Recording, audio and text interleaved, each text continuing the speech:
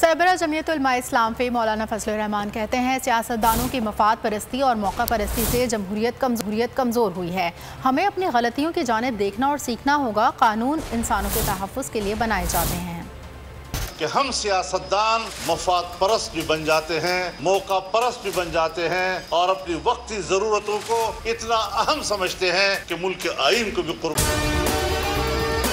और अगर आपको हमारी ये वीडियो पसंद आई है तो लाइक पर क्लिक कीजिए। करते हैं कुछ हमें अपनी गलतियों की तरफ भी देखना चाहिए। रियासत को दो चीजों की जरूरत, एक अमन और एक खुशहाल मईशत। मैं हूँ इमरान रियाज खान। अब आप मुझे देख पाएंगे सिर्फ बोल न्यूज़ पर। इमरान रियाज खान साहब जो हैं वो बोल फैमिली का हिस्सा बन गए हैं। बड़े अरसे बाद किसी चैनल ने हौसला किया है, तो मुझे ऐसा लगता था कि हमें बोलने की इजाजत नहीं मिलेगी, लेकिन बोल ने डिसाइड किया कि बोलने की इजाजत वो लेकर देंगे। मुझे बोल की एक चीज बहुत अच्छी लगी कि बोल ने कैटेगोरिकली कहा कि जो करना है करो, हमने अपना कोई बंदा नहीं निकालना।